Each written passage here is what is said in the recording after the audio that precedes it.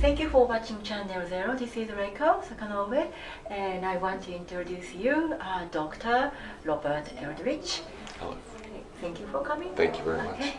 All right. So he is an expert of base and politics issue between Japan and America. And so today we want to talk about Okinawa, and some Japanese against a U.S. base is maybe understandable, but I heard that some, many people actually surrounding the U.S. base and doing the awful stuff. They are actually 50% or I don't know the percentage, but many came from China and Korea to protest the U.S. base in Japan. Is that correct? Yeah, particularly with the current round of protests in northern Okinawa. There at least 50% are not from Japan to begin with. So you have foreigners who are participating in protests against the government. Foreigners. Correct. Against the government in the country in which they don't live. But the foreigners means non-Japanese, right? Correct. Non-Japanese came to into your country. Okinawa, Yes. Japan, and protest U.S. base and Japanese government. Why they do that? Do you have any reason why they do that, and who are they really? Well, some are professional activists that maybe living in to create conflict between countries, right? With Chinese protesters, it's very clear who they are and why they're doing it. Right, because they want to take Okinawa away from Japan. That's why. Well, there's that too, but also they want to deprive the U.S.-Japan alliance from having a key geostrategic location that serves for deterrence purposes against an expanding China. Yeah, it is obvious that if there is no U.S. base in Okinawa, because we can't allow to have any nuclear weapons and so on. Therefore, if there is no American base in Okinawa, it is clear that China will come immediately to occupy Okinawa. It is very clear. That's why the things are not so simple. But but I heard that some, not some, but many activates, anti-U.S. base activator surrounding the U.S. base. They are from all over Japan.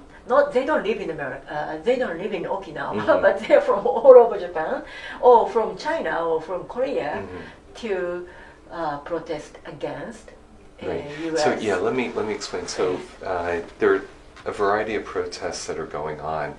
They're generally the same people, and they shuttle between the protest sites, and they tend to be unified under certain umbrellas. And with the exception of a literally only a couple of local individuals, the majority, and I'd say anywhere from 95 to 98% of the other protesters are others.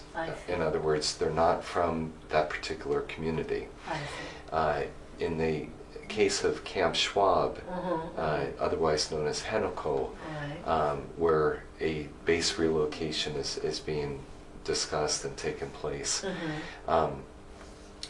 The village resides in a city, so they may not be villagers, but they're from the city. The city itself, the majority of the population live lives far away on the other side of the island, so they're not in that particular area. Some may be from other parts of Okinawa Prefecture. Some may be from other parts of Japan. Some may be from other parts of Asia. Some may be from other parts outside of Asia. And when I say outside of Asia, specifically, I mean Italy, France, Germany, the United States, England, New Zealand, and Australia. There are a number of, and also Wales. There are a number of protesters who are active down there, and so I'm not against protests. I believe it's okay to do it, but because they have rights to do that.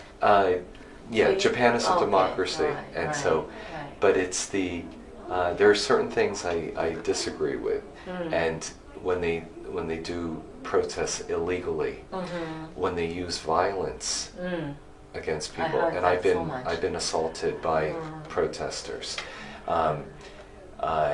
when they portray themselves as non-violent when they're actually doing violence, and it's not civil disobedience. It's usually Japanese people never do such things, you know. So I was wondering who are they really, but Japanese media, TV, and they are also really left-sided, and then they only broadcast only few part, and then they as if show if that these activators are the victim, and then very poor, kawaiso, pitiful people, but they are not. And they as if broadcasted that the activators' action and their opinion are whole Okinawa's opinion. Right. So quite often they'll say the residents or something like that. They're not residents, and they're highly disciplined, well organized, well funded activists. I see. Yeah, and so they're Who always. is funding them? You are, as a taxpayer. Japanese government? No. Japanese people. Okay, So let me give you an example why I say that. I'm sorry to shock you with that. So the protesters will organize lawsuits against the government. For example, so-called noise pollution lawsuits, and the government will settle in the court with the protesters and provide an enormous amount of money. Time and money. Right. Yes. And it's really wasting of our time. Yes. But provide an enormous amount of money. We have to do it, you know. Right. Well, I disagree with that. But anyway, an enormous amount of money is paid out to these organizations, and it gives them the funding that they need for a certain amount of years. So in 2015, in July, the latest round of a lawsuit was settled, and the amount that was paid out to the plaintiffs was approximately $7.5 million. Really? And that's not money that's just printed and given to them. It's coming from our tax. Yeah, yours and mine, because I also pay taxes in Japan. I see. So that's one source of money. Donations are another. Then it's all come back to the government issue. The Japanese government should care about this kind of system, and may not. They shouldn't pay money for this kind of activators. Particularly in Japan, it tends to be easier to pay money rather than to articulate a position. And this has been a habit over the years. And so that's why we have such a messed up situation with the bases. The current... Some people succeeding, that's why. Right, and it's Yeah. just easier to pay. So, for example, the land rental fees for using bases in Okinawa are astronomical. And so a cycle of dependency gets created. And so when you try to undertake realignments I see. and to create efficiency in the management of the bases, I see. you actually get resistance for Okay. against land returns. So I know what you mean, yes. yeah, and It's so gonetoku in Right. Japanese. Right. If you make things difficult and difficult and difficult, and then you can get easy money. right, Yeah. right. So there are so many problems in Okinawa, but I would also argue that the so-called Okinawa problem doesn't exist. Really? It's just a lot of friction that is improperly addressed I and see. improperly understood. So, for example, in your initial comments, you mentioned some Japanese are opposed to American bases. They have a right to be opposed, but why are they opposed? And quite often, almost all Japanese think that US bases were imposed on Japan. So they view the presence of US bases and the existence of the Japan-US alliance as an imposition put on Japan. So their lens, when they discuss the base issues, is through that prism that Japan's a victim. Well, Wait, let me finish. Yeah, Okay. And who proposed the US-Japan alliance? Was it US imposed, or was it a Japanese maybe idea? from both sides, I think. No, it was a Japanese proposal back in 70 years ago this year, in 1947. I see. Who asked for US bases to be in Japan? To stay. Yeah, after the peace treaty. Well, that's. That I was know that's from your prime Japanese minister government, many, yes. many years ago. And so very few Japanese people know that. Because we couldn't have enough forces, we Jieitai cannot be army, right? Legally. So But today, yeah, yeah, so there are no excuses. Yeah, All yeah. I'm saying is, without a proper acknowledgement of the history, it's hard to have a rational debate about Right. the basis. Because of that, I'm working on a book now. It's called Bases and Taxes, and it looks at what really is the U.S.-Japan alliance all about. Is it simply a money thing, or is there more meaning to it? Of course, there is some more meaning to it, and things are not just only one-sided. There are many sides you look at it. But this is my point of view. I don't know whether it's right or not, but from politically and economically, it is true that Japan was strongly under the Americans' control, and even if we want to have our own aircraft and firefight, firefighters or airplanes or maybe nuclear weapons or any weapons that Japan can create, but we are not allowed, and that's true. It sounds like you're talking about Nihonbyo right now. Yeah, So, that I know. No excuses. I know. Okay, so But this kind of frustrations also remain in Japanese side, and then come on, it's 70 years already passed by. So many Japanese, even though they are not conservative, are now becoming to realize and to see that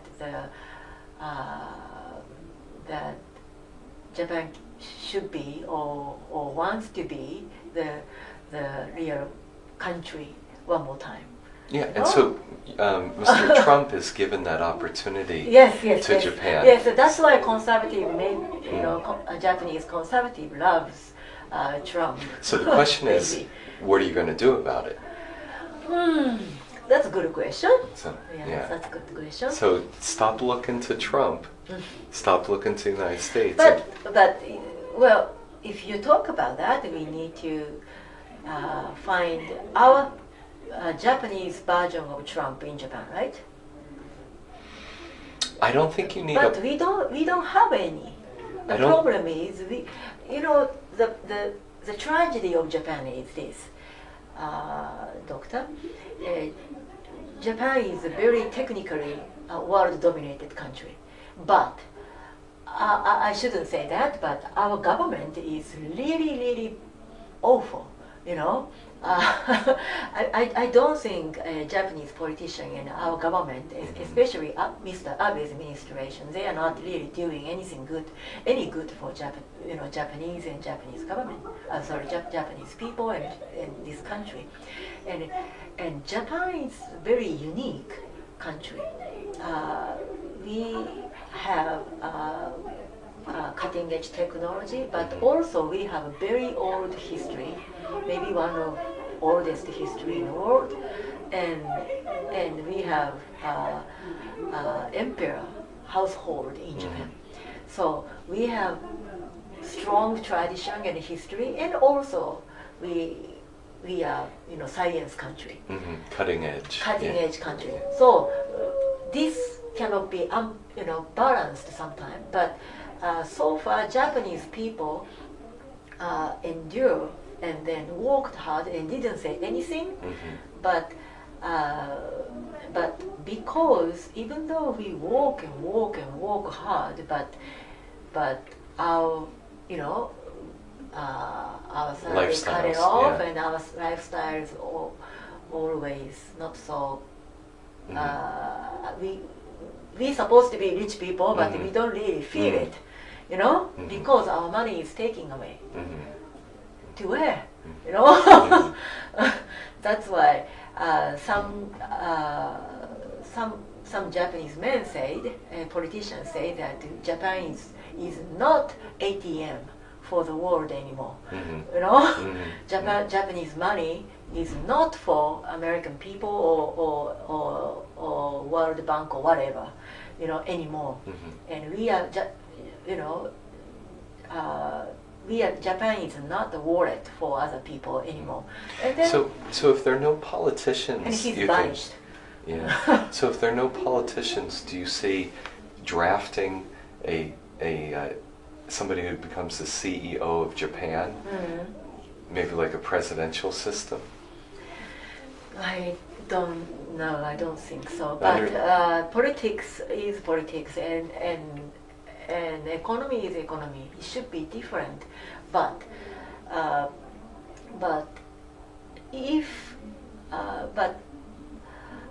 as far as I see the Japanese politician today, I can't find any good leader who can be really, deserve to be the leader of Japan.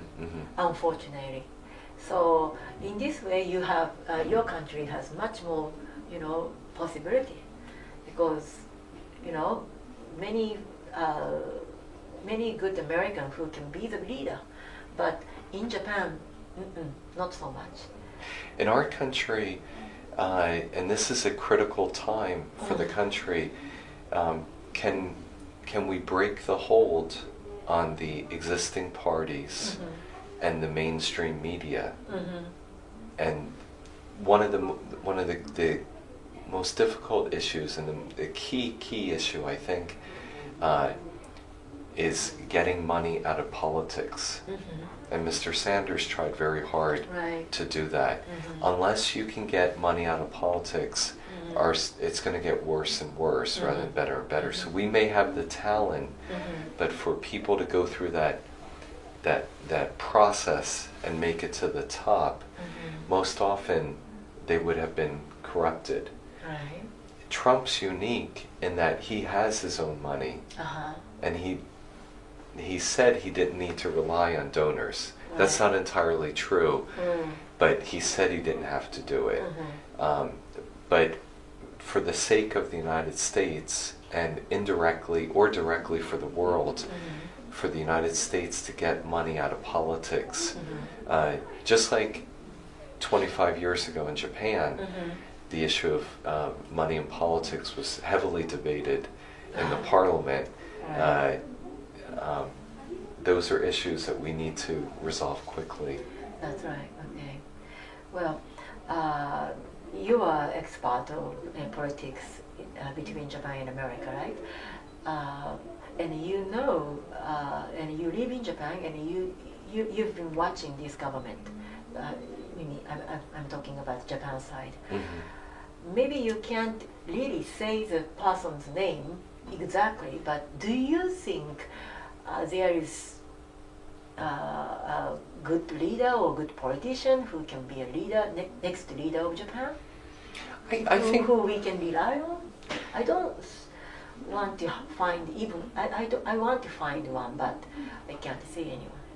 Now I know of a few individuals that I have high hopes for. Individual, but if they come to power, they change normally. Like Mr. Abe. I don't know if they individually would change, but the system in which they work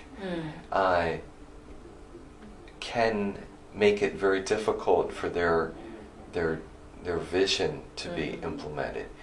You were talking about Nihonbyo before. Yes.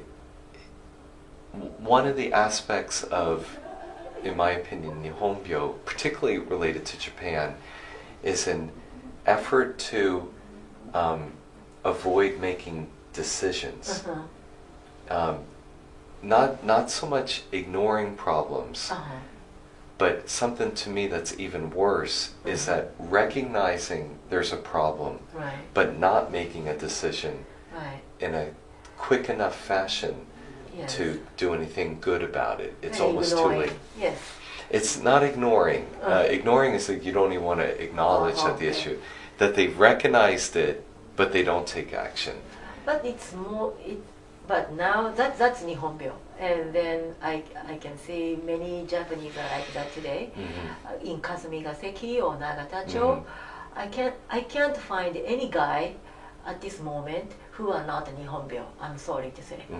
I have really good friends. I mean, individually, they are wonderful people. And if I talk like this, they are really samurai and they are pure-hearted and wonderful people. But when they come in group, you know, and when they come in, let's say, Jiminto or Zaimusho or Koseisho, whatever, as a group, they don't say their opinion. They don't really act in a way that they should. Even though they are getting the salary from our tax. But they don't really live for this nation. They are live for only to care about their position. That's Nihonbyo. Yeah, I think you should open your own political juku school, and then you can educate them. 守る会やってたんですね。I was doing 守る会, but now I am more to do with financial business and the economic side. And I am actually, in a way, that I am fed up with politics. Because I try to change, I try to do something better, and I present the policy and even new law to bring it to the diet. But they don't even look at it, and also maybe the way I did was not the proper way. Maybe, I don't know, but past 3 to 4 years, all I have learned is politics cannot change this world, and Japanese politics cannot save this country. I totally agree that government and politics aren't the answer. No. That's why I get into I get back to the business, financial business, and now I am working very hard, and I concentrate on making money because I can make money. And And then, of course, what I'm doing right now is to bring good technology, Japanese technology from Japan to India, and make it flower over there, and bring back to Japan one more time. You know, in this way, finally they can do that. You know, and that's what I want to do, and then several things I'm doing. But now I'm concentrate on my business because I shouldn't say this, but I can't really find any good future in this country anymore. I'm so sorry to say, because we have good technology. I mean, cutting edge technology, and Japanese are not foolish people. But because almost all the Japanese are Nihonbyo right now, and then we have worst government in the world, and therefore young Japanese cannot really have a dream and hope in this country, and therefore I had to move out of Japan to do business. And unfortunately, that of course this is not a happy solution and idea that I wanted to do, but that was the only way for me to help out Japan in the future.